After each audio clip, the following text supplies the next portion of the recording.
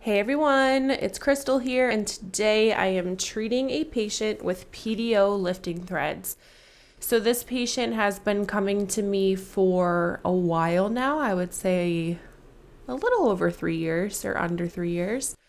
And we've always just done neurotoxin on her, and I have been dying to lift her since the day I met her. And finally, we are here. She mustered up the courage to let me do some lifting threads on her. So as you can see, we're starting pretty basic. I'm just doing a 3-vector lift and then one back along the jawline, just to kind of ease her into it and make sure that she's able to tolerate these 4 threads to start, and then potentially do more in the future if she does tolerate them well. So as you can see, we got a headband on her. She was properly cleaned.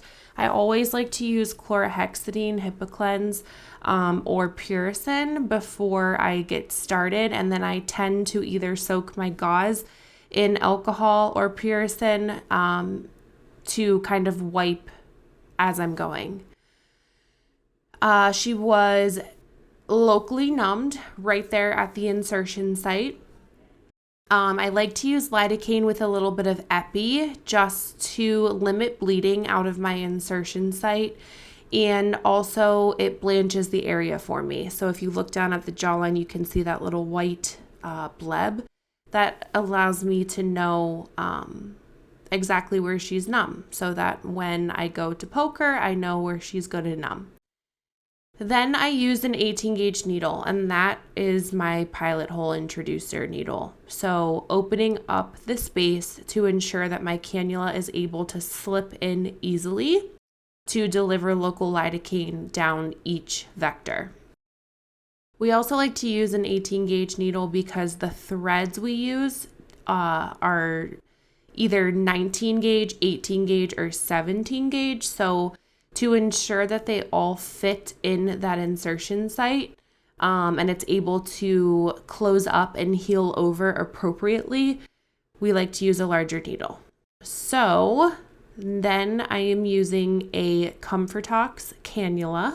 This is a 22 gauge by 75 millimeter length cannula attached to a 3cc filled with plain lidocaine. So you can use lidocaine with epi if you want for this. I just don't like to because I don't like the way epi makes patients feel. They get tachycardic, they get anxious, and this patient was already pretty anxious and nervous about the procedure. So I don't like to add to that. So I do use lidocaine with epi for the insertion site, but down each vector, I only use plain lidocaine. Once she was good and numb in all of the vectors, you can see then that I am going in with the thread itself. So I am using the VSoft Arte 1s, and this is an 18 gauge thread. So this thread is a little bit thicker, so it's a little bit stronger and able to lift a little bit more, which I wanted to use on her because she does have thicker, heavier tissue. And because I knew I was only going to do 4 per side, I wanted to give her the biggest bang for her buck. So I used a little bit of a thicker thread. As you can see, I just placed the nasolabial fold. Now I'm going in and placing the marionette line thread. So moving very slow, as you can see, just like slowly advancing a little bit at a time. And then you can see I kind of tent up or lift up on the thread to see which plane I'm in to ensure that it is correct and that I like it. I like the placement of it. So moving down slowly but surely all the way past the marionette line. As you can see, staying at least a finger breadth away from the corner of the mouth. And then gently applying pressure as we remove the cannula to ensure the thread is engaged in the direction that we want it to lift. Lastly, doing the jowl thread. So this one is going directly down into the heaviest portion of jowling. So when I marked the patient, I ensured she was sitting straight up, let gravity do its job, and you can mark according to where they are the heaviest and where you want the most lift. Because when you lay them back, it's very hard to see exactly where you want to go. So that's why I like to mark up the patient. Once all 3 of those are in there, I'm then moving down to the jawline. So you can see she's blanched, like I said earlier, exactly right where she's numb. Going in with the 18 gauge and creating my pilot. Another reason why I love the epi, because I just went in there with an 18 gauge needle and she's not bleeding at all. So that's very helpful.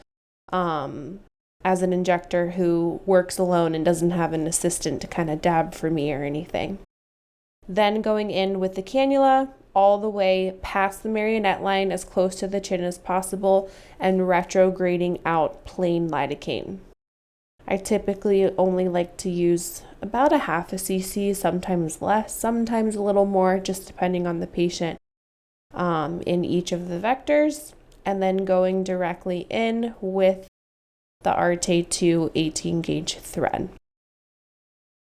Sometimes this vector can be a little uncomfortable for patients, especially if they have a strong masseter.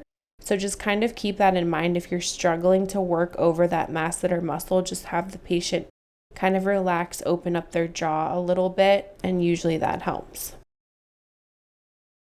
All right, once all 4 are in, I just use an alcohol to kind of clean up and push up along the thread just to ensure it's good and engaged in the direction I want it to go. Always alcohol over the insertion site to make sure it's good and clean before I trim.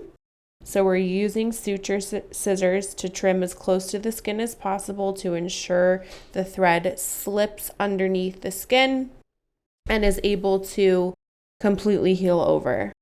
Same thing with the jawline thread. So pulling up. So as you can see, when you do that, it causes that little bit of puckering, but now that I'm kind of wiping over it and smoothing out all of the barbs, you'll see that those puckers go away, which is really nice. So again, I just kind of push over the areas to ensure everything looks good and smooth. Put little band-aids over the insertion site. Typically, we like to keep those on for as close to 24 hours as possible. And then I'm just kind of rubbing my fingers over each thread to ensure that it is engaged in the tissue appropriately and everything looks and feels nice and smooth. And that is basically it for one side.